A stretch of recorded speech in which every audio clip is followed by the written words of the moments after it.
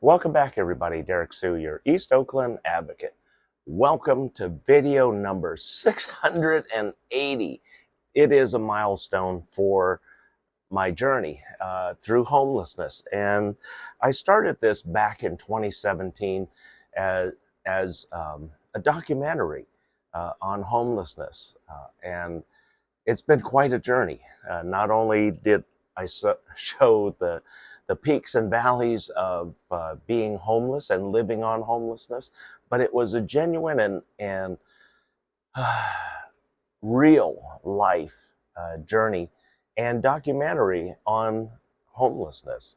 And I had an incredible audience. I had thousands of people tuning in for a lot of what was going on the Oakland streets, and it was a very successful time in my video journey.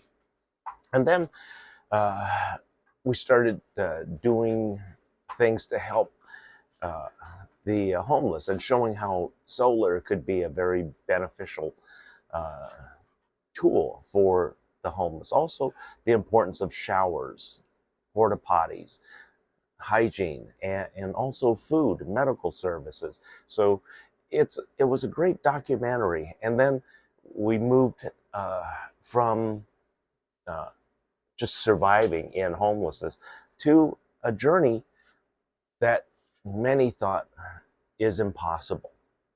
My journey to the mayor's office, meaning that I go from my homeless situation and work and become the Oakland mayor. And so that got squashed back in 2022 in September because of the dirty politics of Oakland. They switched the filing date, and it was wrong that they did that. And that's how we ended up with Mayor Sheng Tao.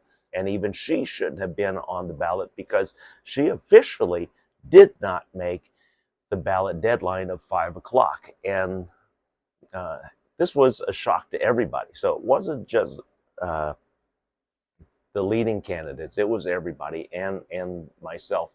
They gave most of the candidates between 3 and 2 hours of warning. I got 3 hours of warning, and I had even spoke to that person in the public ethics office that morning, and they made no mention of the filing deadline because that was what I was calling about. So I was eliminated in that sense. But now here we are, almost 2 years down the road, and a recall for that mayor who shouldn't have been on the ballot and who is completely inexperienced, gained the mayor's seat. And with that succession, that she was the third Oakland City Council member to go from the city council to the mayor's office. 3 times in a row, we had Jean Quan, Libby Shaft, and then Sheng Tao. Oakland, you need to stop picking your people from the worst of the bunch, and that's the Oakland City Council, because they're the dumbest of the dumb that we have currently in seat. And I'm not going to make any excuses. I'm not pulling any punches, but all of them should be recalled because none of them are doing anything worth a crap. I do have an exception for Carol Fife. She is fighting for her district. But the rest of the council people, all they're doing is just being in the way. I've been laughed at by them. I've been embarrassed by them. I've been insulted by them.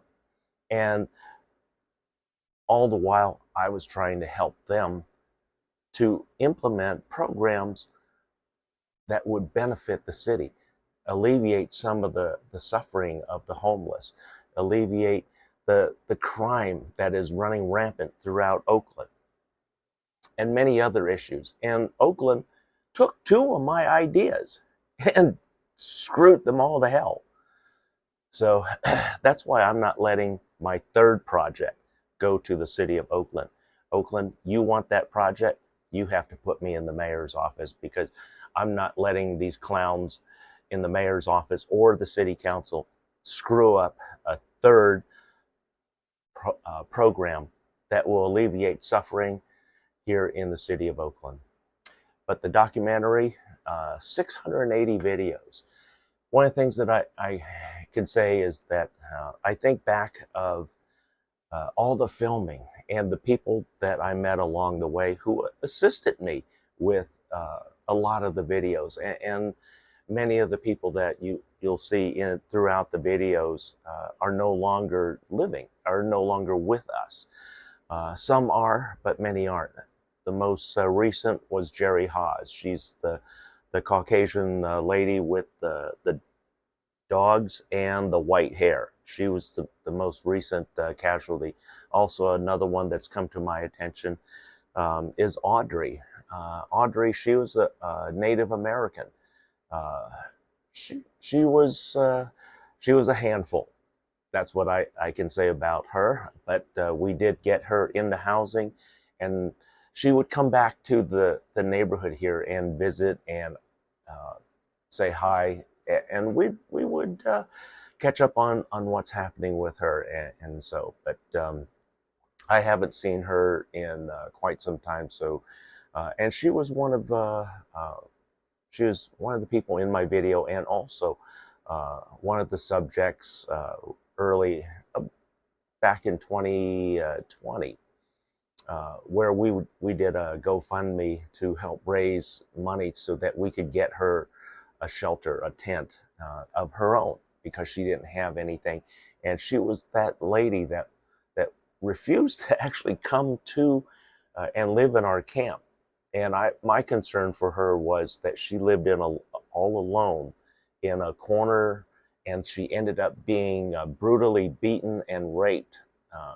And so that was part of the documentary, and some of the sadness that appears in some of the videos that are part of the 680 or 679 videos that document life on the streets. And then also my mayoral campaign. It documents a lot of issues that concern Oakland, and my solutions on how to deal with that.